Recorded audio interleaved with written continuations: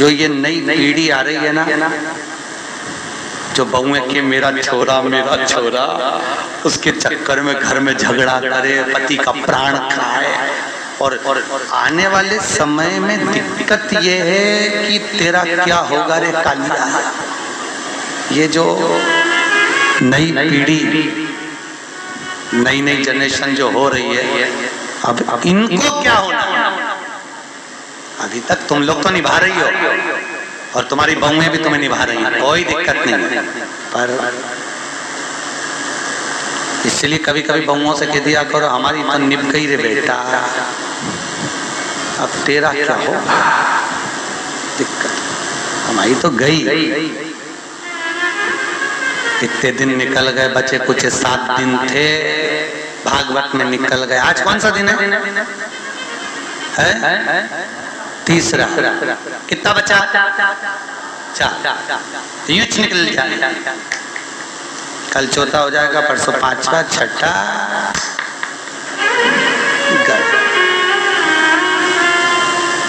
अब कई कर, तो तुम तो कभी कभी बहुओं को कह दिया करो हमारी तो निकली गई, बचपन गवा दिया, जवानी निकल गई, शरीर बुढ़ापा आ गया, 2 रोटी खाएंगे, कहीं पे भी पड़े रहेंगे, राम गुण गाएंगे, कोई भी दे देगा री बेटा। पर दिक्कत तो आजकल के बच्चे इतने प्रश्न करते हैं, और प्रश्न माँ से नहीं करते जितने दादी से करते हैं। सबसे ज्यादा प्राण खाए औलाद दादी की। एक बच्चा दादी के पास आके बोला दादी दादी, दादी बोली हाँ। एक बार तो टे बोलना, टे। दादी बोली टे क्या होता है रे? नहीं दादी तू बोल मुंह से टे, ऐसा बोल दे बस। दादी बोली नहीं बोलूं, पहले बता क्यों बुलवा रहा है। दादी तू बोल तो सही, टे नहीं बोलूं, पहले बता क्यों बुलवा रहा है। दादी ने 5 रुपए दिए, ले टॉफी खा लेना, अब बता मुझसे टे क्यों बुलवा रहा है। दादी कल मम्मी पापा पलंग पे बैठ के बात कर रहे थे, जब अम्मा टे बोल जाएगी तो सारी जायदाद अपनी हो जाएगी, सारी जायदाद। तो तुम ध्यान रखना रे हो इंदौर वालों, टे मत बोलना भूल से।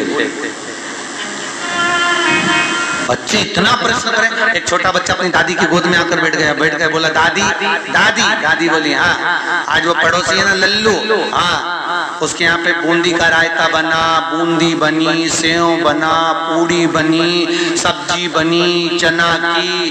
दादी बोली वो तो बनेगी, क्योंकि उसकी दादी मर गई तो 12वें का भोजन बना है। इतने में बच्चा बोला दादी अपने यहाँ कब बनेगा। दादी ने एक धर के दिया। अच्छा बच्चे भी बहुत प्राण खाए तो दादियों के खाए, क्योंकि दादियों को ज्यादा शौक था। बेचारी बहू छोरा छोरी नहीं देवे तो दादी के एक तो कलोरी में पाल लूंगी, मैं बैठी हूँ, मैं हूँ ना संभाल लूंगी, मैं हूँ ना संभाल लूंगी, मैं हूँ ना संभाल लूंगी। अच्छा इनको ना जाने क्या शौक भगवान, दिन भर। अब बहू का छोरा छोरी हो गया ना, अभी भी आशा लगा के बैठी है, बस बहू क्या छोरा हुआ, मेरे पोते का ब्याह हो जाए, पोता बहू आ जाए, बस मैं सोना की सीढ़ी चढ़ जाऊं। बताओ सुखदेव आश्रम की 4 सीढ़ी चढ़ते नहीं बन रही, सोना की सीढ़ी चढ़ने चली। यहाँ पे तो हापड़ी भरा रही है सोना की चढ़।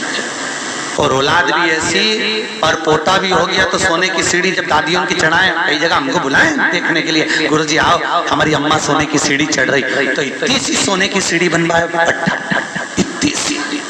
इतनी सी सीढ़ी चढ़ जाए, वो सीढ़ी मुड़ जाए पर अम्मा नहीं चढ़े।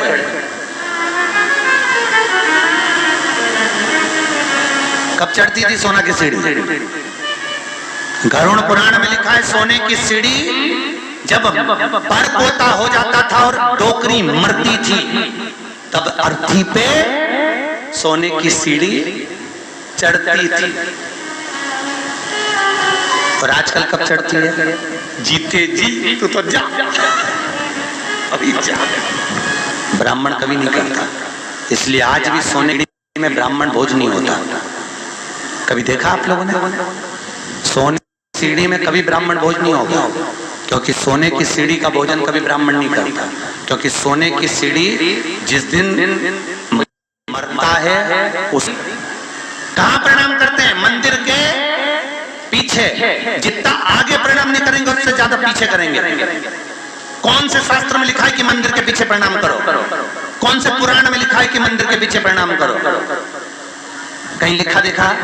अरे बोलो तो सही, किसी शास्त्र में पढ़ा? ईमानदारी से बोलना। भगवान कृष्ण के पीछे दौड़कर चल रहा था कौन? काल्यावन। कथा आएगी आगे। जरासंध के साथ जब युद्ध हुआ था और ब्राह्मणों की सेना लेकर आया था काल्यावन, और भगवान युद्ध का मैदान छोड़कर भागे। नाम क्या पड़ गया था? रण छोड़ रहा है। तो ईमानदारी से बोलो, ब्राह्मणों की सेना देखकर भगवान भागे, भागकर आगे जाके पीछे जो काल्यावन आ रहा था, क्या उसको मार नहीं सकते थे? अरे बोलो जम के, मार सकते थे ना? जब जरासंध को मार सकते हैं, आदि को मरवा सकते हैं, तो काल्यावन को क्यों नहीं मारा मेरे द्वारकानाथ ने, मेरे द्वारकाधीश ने क्यों नहीं मारा? क्योंकि भगवान कृष्ण को मालूम था ये काल्यावन ब्राह्मणों को इतना भोजन कराता है, इतना वस्त्र दान करता है कि सारे ब्राह्मणों का, इसका मरना इतना सरल नहीं है। तो भगवान ने सोचा इसको मारने के लिए एक ही काम हो सकता है कि मुझे भागना पड़ेगा। मैं भागूंगा तो ये मेरी पीठ देखेगा, मेरे पीठ पर अधर्म का निवास होता है। जितना ये मेरी पीठ देखकर भागेगा उतना इसका धर्म नष्ट हो जाएगा, अधर्म बढ़ जाएगा, अधर्म बढ़ेगा, ये ऊपर आएगा और मर जाएगा।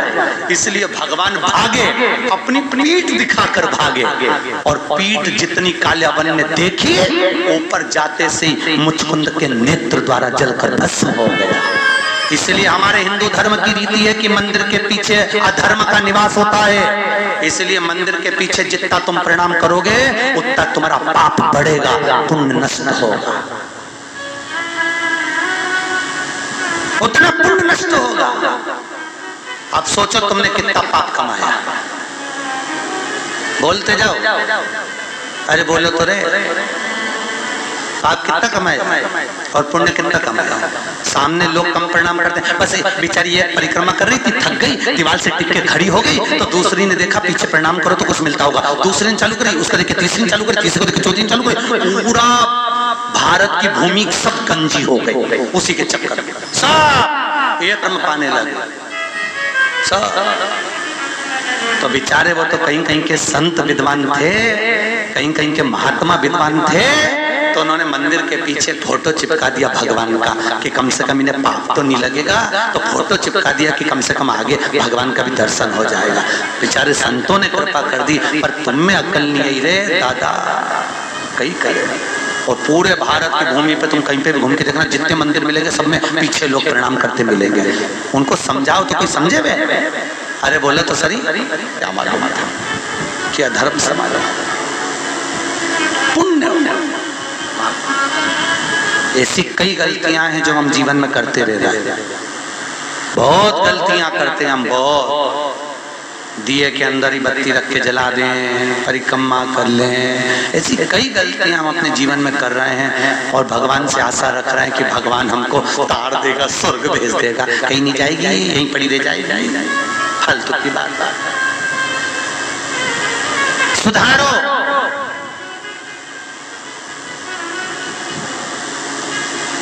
कुछ तो गलत भक्षण करा होगा तो स्वास्थ्य का खराबी हो जाती है, कुछ जीवन को भ्रम का उत्पन्न करता है।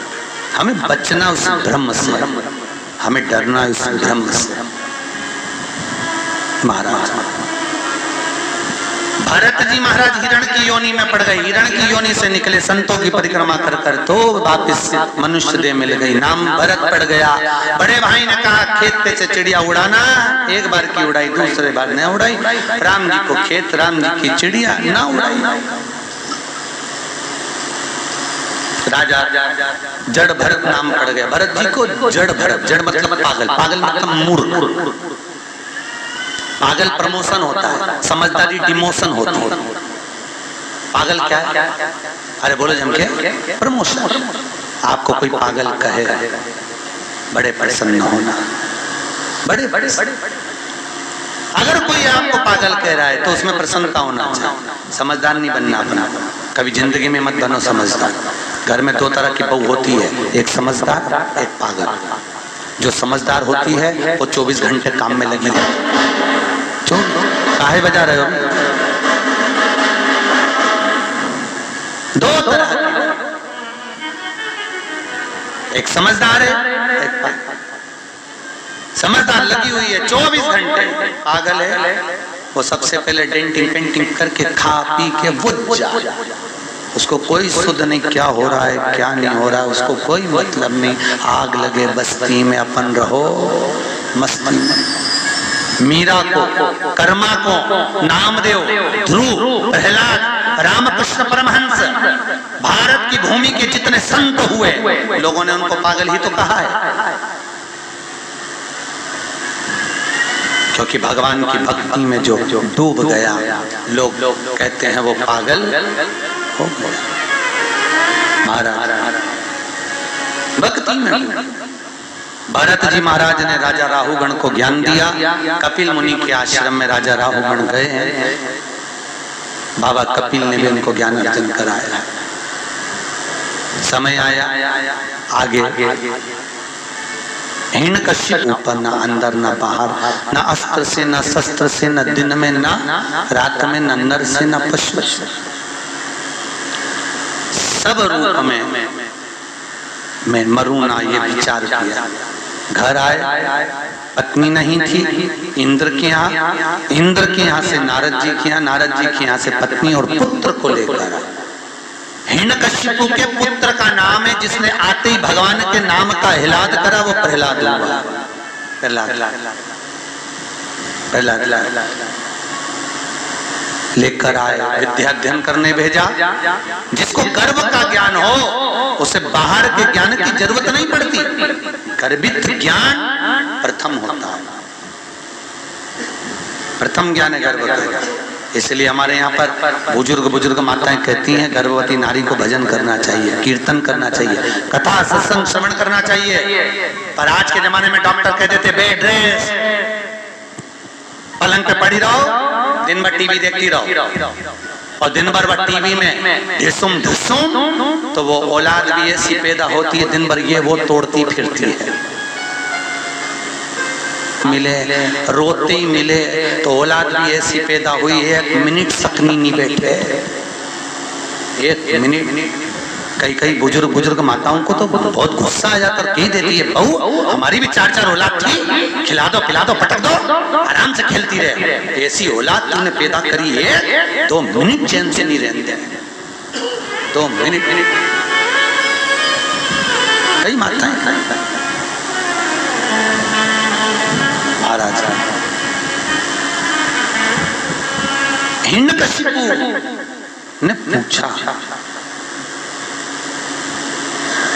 जब हिरण्यकश्यप की बहन चली गई समाप्त, पूछा कहाँ है तेरा भगवान? सर्वस्व खंबे में है, खंबे में भी है। गदा का प्रहार करा, खंबा टूट के नीचे गिरा, नरसिंह भगवान प्रकट हो गए। बोलो नरसिंह भगवान की। नरसिंह भगवान प्रकट हुए। शाम का समय था, पकड़ा दहली पर ले गए, न नीचे मरे न ऊपर, जंघा पर मारा, न अंदर न बाहर, दहली पर, न अस्त्र से न शस्त्र से, नख से, न दिन में न रात में, शाम के समय, न नर से न पशु से, नरसिंह बनकर, ना ही 12 महीने में मरे, इसलिए एक अधिक कर अधिक मास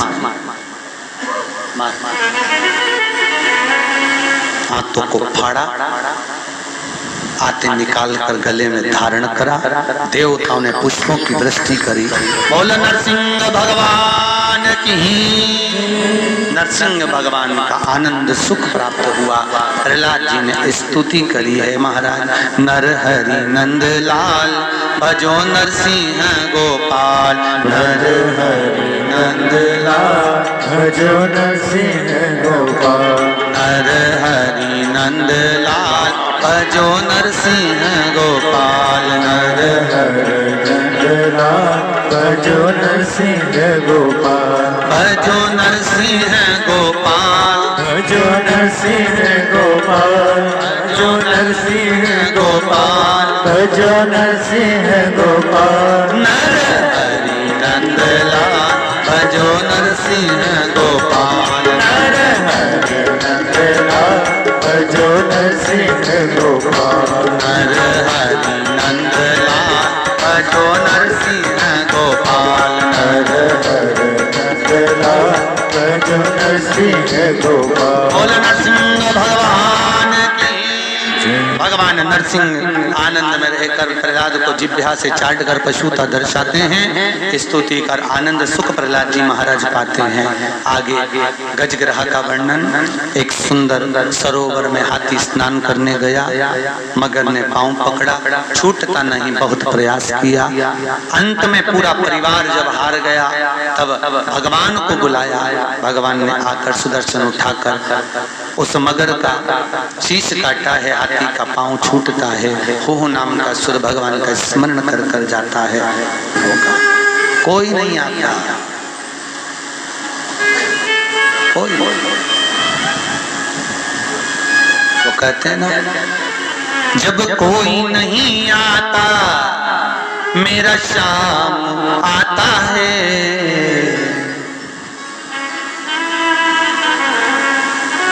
बस एक वही सम्मुख में पहुंचता, बाकी का कोई।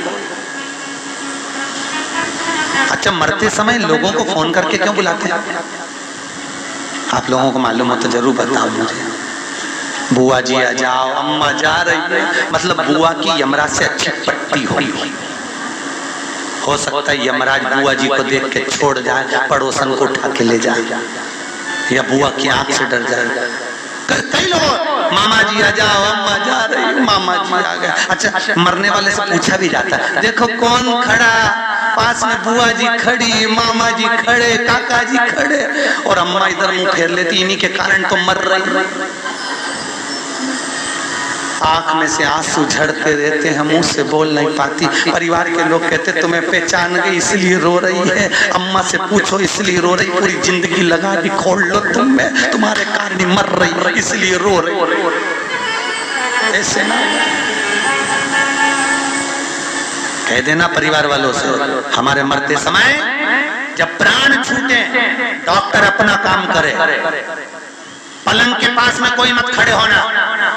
तुमको देखकर नहीं मरना चाहते, तुम्हें देखकर मरेंगे, वापिस तुम में उलझ जाएंगे, फिर काम करना। डॉक्टर अपना काम करे, मेरे पलंग के पास नीचे बैठकर भगवान का भजन करना। कम से कम बोल नहीं सकती तो सुन भी लूंगी तो तर जाऊंगी, इतने में पार लग जाऊंगा।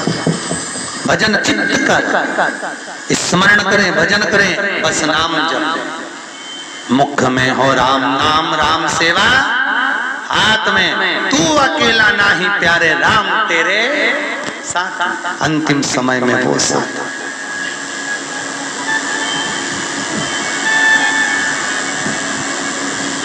कहे हारे हारे हारे तुम हारे के सहारे। हम दुनिया में जगत में हार जाए पर एक सहारा आपका है, आपके दिमाग कोई कौन होगा? महाराज बाक्य बिहारी मेरा ठाकुर, मेरा लाडला, मेरा कृष्ण, मेरा गोपाला, मेरा कन्हैया, बस एक वही। हाथी का पांव छूटा, देवता राक्षसों ने मिलकर समुद्र का मंथन करा, सब कुछ निकला, रतन माणिक मोती सोना चांदी हीरा पन्ना गौ औषधि सब फिर निकली लक्ष्मी बोली, अमृत निकला, विष निकला, विष शिव जी को दिया अमृत, देवता ले जा रहे थे, राक्षसों ने छुड़ा लिया। आपस में भगवान ने मोहिनी बनकर अमृत बांट दिया। चंद्र सूर्य ने कहा ये राहु है, शीश कटा, ऊपर का भाग राहु, नीचे का भाग केतु हो। राजा बलि की सत्ता स्थापित हो गई। अदिति माता ने कश्यप बाबा से विनती करी, मेरे गर्भ से कोई ऐसा पुत्र हो जो इंद्र की सत्ता को ला कर दे। राजा बलि से कुछ लेकर आए। कश्यप बाबा ने अदिति माता को पयोव्रत करवाया और उस व्रत की प्रबलता से अदिति माता के गर्भ में भगवान वामन आकर विराजमान हुए हैं। अदिति माता के गर्भ से वामन भगवान प्रकट हुए। बोल वामन भगवान की। अदिति माता के गर्भ से जब वामन भगवान प्रकट हुए, राजा बलि पधार रहे हैं। जोरदार ताली बजाएं राजा बलि के।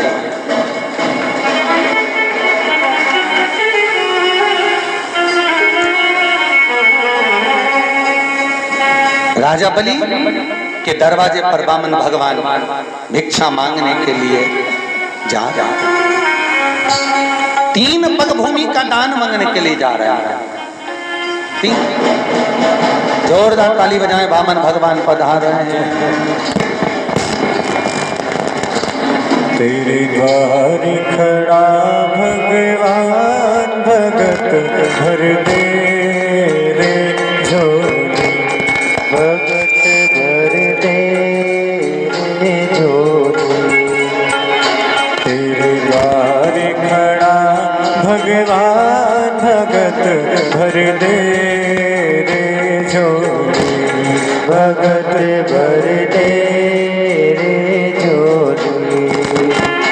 तेरा होगा बड़ा एहसान के युग युग तेरी रहेगी शान, भगत भर दे रे झोले हो, भगत भर दे रे झोले।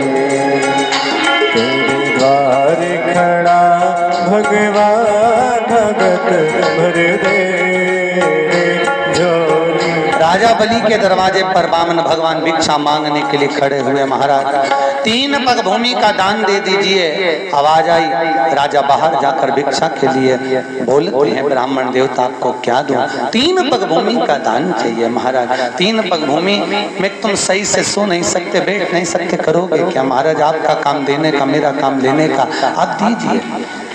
और महाराज 3 पग भूमि के दान को देने के लिए आतुर वामन भगवान संकल्प लिए हैं राजा बलि से कि पृथ्वी नापी एक में, दूजे में आकाश, तीजा डग यहाँ कते लखे, सबई असुर निराश। महाराज तीसरा पांव कहाँ रखे? वामन भगवान के सम्मुख में राजा बलि ने अपना मस्तक आगे करा। शीश झुकाते ही राजा बलि के मस्तक पर वामन भगवान ने अपना तीसरा चरण रखा। देवता पुष्पों की वृष्टि करे, गंधर्वगान करे, अप्सरा नृत्य करी, चारों तरफ सुख समाहित हुआ। बोल वामन भगवान की जय। हाँ जी, जजमान आए वामन भगवान का पूजन करने के लिए। ध्यान दें, आज कथा का तीसरा दिवस है। वामन चरित्र की ओर अग्रण्य है और शाम की 5 बजे से 7 बजे तक कथा का क्रम रहेगा। निश्चित समय पर पहुंचकर कल कर भगवान कृष्ण का जन्मोत्सव करेंगे। आप भी अपने साथ टॉफी मखाने ला सकते हैं। छोटी छोटी मिश्री मत लाना, चीटी विटी होती है, इसलिए टॉफी मखाने बड़ी बड़े जो सामग्री हो वो लुटा सकते हैं। बड़े आनंद से कल भगवान कृष्ण का जन्मोत्सव शाम की कथा में, और सुबह भगवान राम का जन्मोत्सव होगा। वामन भगवान की पूजन हो रही है। आप सब भी वामन भगवान की भिक्षा का दान देंगे। ब्राह्मण आपके पास में झोली लेकर आएंगे, आप उसी में वामन भगवान की भिक्षा देंगे। जिन्होंने इस पुनीत पावन कथा महोत्सव में भंडारा भोजन में, ब्राह्मण भोजन आदि में दान सहयोग दिया है, उनके नाम की घोषणा कर रहे हैं। नितेश जी हरडिया इंदौर से 101 रुपए, नैतिक जी हरडिया इंदौर से